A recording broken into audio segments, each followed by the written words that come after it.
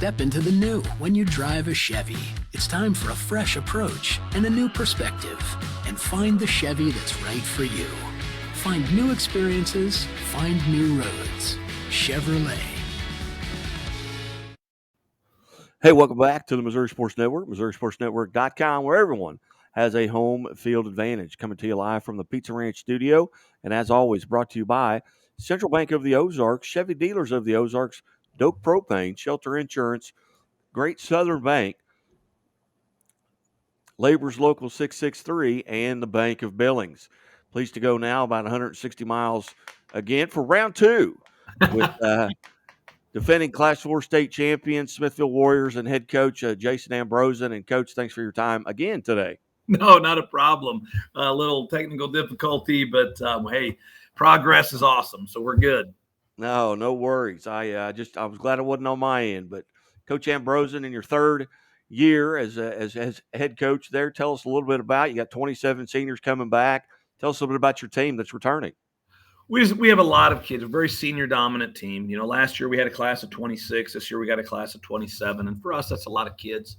Have a lot of kids that have really put the time in, worked really hard, been very just strong in the process of, hey, my role is this, and I've got to do this, and I've got to continue to develop. And now they get a chance to go out and play and show what they can do. And they've got something to prove. And I'm excited for those kids. They've done a great job on the JV, undefeated the last 2 years. 18-0, and now to get a chance to play on Friday nights, it's great for them, and their stick-to-itiveness has been amazing, and I think they're gonna be well rewarded. As you look at that big senior class coming in, talk about who you're going to have to replace on the offensive and defensive side of the ball. Well, we lose 8 starters on offense. We got Andrew Hedgecorth coming back as a quarterback, who was a second-team All-Stater. We got Cole Turner coming back up front, this will be his third year as a starter at tackle. And then we have 2 receivers, Max McKenzie and Jet Coleman, who both split time starting last year. That's our 3. But we had another guy who stepped in for an injured guy and played half the year in Preston Rash. So that group of people has been in and have played and done some things. Carson Downey will move outside. He's an example of one of those kids that I think people will hear a lot about playing receiver. Just putting his time in and doing things, because the 2 guys we had in front of him are pretty doggone good. The biggest thing is up front, graduating 4 offensive linemen and replacing that with 4 seniors is a big deal. We graduated a bunch of big, strong kids that worked really hard in the weight room and all squatted over 500 pounds. We're going to replace them with the same type of kids. We're actually bigger up front than we were last year, and we run probably a little bit better just as a whole, as a group. So we're really excited about that.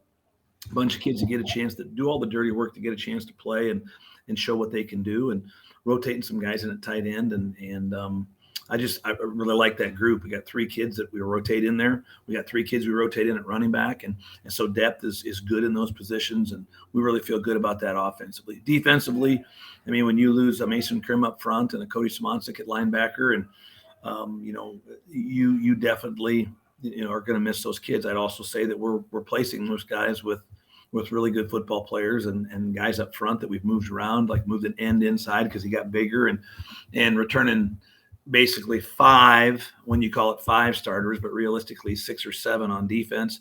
That's pretty good because we had a lot of kids that played during the year, and Tristan Henshaw moving into a spot up front, Justin Perkins, who both played a lot for us last year. Eli Knorr will be a 3-year starter for us, a defensive tackle. And then that's all anchored by Dawson Strickland, who was a first-team All-Stater last year and is a 3-year starter.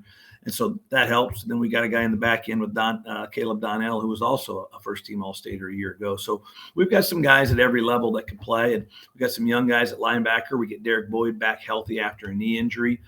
And, we feel really good about the group of kids that we have in there. So we're excited to see what they can do. You got to host a jamboree last Friday night. Tell us a little bit about that. And obviously the number one, goal for any head coach in the state is to come out of that healthy. Yeah, and we did. We had a couple kids who got hurt in practice the Thursday before, just tweaked their ankles, and held one of them out just to get him ready and be ready to go. At the same time, we have some kids that got a chance to step up that have been, working really hard and been rotating in, and they did a fine job, especially against the quality of those teams. Blue Springs South's very athletic. I recruited Alan out of high school, and he's doing a great job over there. And they were a great matchup. And then Liberty, I've known Chad for 25 years probably. They do a great job there. So that's great competition. And then you have Harrisonville, who's always well coached and just tradition rich here. I felt like we did some really good things. I felt like we moved the ball well offensively and not big plays, just moved the sticks and got first downs. I felt like defensively we did a really good job of eliminating big plays and not letting people score and make those big plays. So we felt like against the competition that we were going against and the way that we played, we felt like we did a pretty good job with what we had the opportunity to do. Now we just got to transfer that to 48 minutes this week against another quality opponent. With those suburban conferences up there kind of changing, any changes to your conference and to your schedule coming up? Yeah, Platte County went up to the next division up in enrollment, and Excelsior Springs comes in, which means you lose a really good team and a really good program. They're still on our schedule, but they're not in our conference. You bring in Excelsior Springs, Mark's done a great job over there, winning 8, 9, 10 ball games the last 7 years. So he's done an exceptional job there. And then you've got Kearney. They're right down the road, and everybody knows who they are, and they do a great job. Coach Minnick's going over there, and it'll be his first year as head coach. And then you got Coach Crutcher at Tonka. It'll be his first year there, but has a very decorated history in football here in Kansas City. So you got him, and then you got guys that have been there for a first year: Dan Joyner and Will Perkins and Will Harris, who have been there and done it and been doing it for a long time. And just a lot of really good quality coaches with a lot of really good quality athletes. So we got our work cut out for us. Again, visiting with the Smithville Warrior head football coach, Jason Ambroson. In your 8th year as a head coach there at Smithville, is this group that's recently come through here over the last 2 or 3 years, maybe the most talented groups that come in since you've been around? Oh, yeah. And not talented from the standpoint of just the athletes that can run and jump and run fast and jump far and just do all that kind of stuff. We have some guys that are okay in that capacity. Where they're talented is the way they do things. We talk about around here, it's not what you do, it's how you do it. Anybody can go to the weight room, but it's what you do in the weight room that differentiates you from others. We talk about respecting talent. We talk about admiring talent and respecting hard work and strength and things like that. But we think the thing that makes the difference for us is our kids being tough, our kids being resilient, our kids being team-oriented. The only stat we talk about in our program, the only stat that matters is the W, and that's what our kids talk about. It's just like this, we want the W and whatever we got to do to get there, and that takes a lot of selflessness. And so we're very talented in what I would call the intangibles: the work ethic, the trust, the just sheer relentless attitude by which the way the kids prepare and play, and just their ability to play team football. And so when you take that with 2 classes filled with kids that are really that way, and then you keep building on that with the way things do, I think you're going to be successful. I think you give yourself a chance. And so we talk about that all the time. Let's go out and play really good football. Don't beat ourselves, and make sure that we're doing the things that we can control. And that starts with the way that we do things at practice and in the weight room. And our kids do a really good job of following that.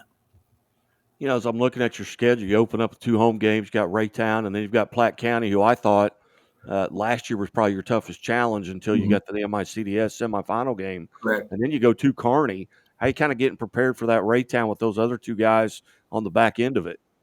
Well, I think, number one, Raytown's coming to town, and Coach Hedrick being the new guy there, he'll have them ready to play. He's a veteran football coach. They got great talent there. They're big, they're physical, they're fast. In week 1, you don't know what's going to happen. You don't know what they're going to run. They could run whatever they want and jamboree and come out in something different. We've had that happen before too. So you got to be ready for anything. And that's challenging. And it's something we have to be ready for. And then, playing Platte and Kearney back to back, those are 2 big physical weeks of football. We're worried about Raytown right now. We want to make sure that we take care of our kids in practice, take care of our kids in the game, and make sure we stay healthy. I just think that in our league, we get teams that are very well coached. We get teams that are very physical, And we get teams that can do anything at any time. And we talk to our kids all the time about, hey, here's the deal. If you play the way you're capable, you can win every game on your schedule. We believe that. Our kids believe that. They also believe that if they don't play well, they could lose every game on their schedule. And so that comes down to what we're doing and how we're doing things. And so that's our focus all the time. And our focus has got to be on, hey, figuring out what Raytown's going to do and taking it to the next level and making them have to work extra hard and us taking care of our business. You bet. Well, Coach, as always, it's a great pleasure to get to visit with you. And you've always been generous with your time and certainly wish you luck. And hopefully we'll get to visit throughout the year. That would be great. Would love to do it anytime I get to talk football and talk about my kids and just, promote the game of football around this state. That's a blessing for all of us. And I wish everybody the best of wishes out there, and have a great fall and get out and enjoy high school football. We got a lot of wonderful kids and a lot of wonderful things to see in this state. So get out and check it out. Hey, you bet. Thanks so much, Coach. Thanks, Scott. Take care. You too. You're watching the Missouri Sports Network at MissouriSportsNetwork.com, where everyone has a home field advantage. And as always, the Missouri State Highway Patrol reminds you to take that 3 seconds and buckle up. Be safe, be smart, and be here tomorrow. After a long day, a few simple words can make everything better. Pizza's here! To end your day the right way, count on the carry-out and delivery experts at your local Pizza Ranch.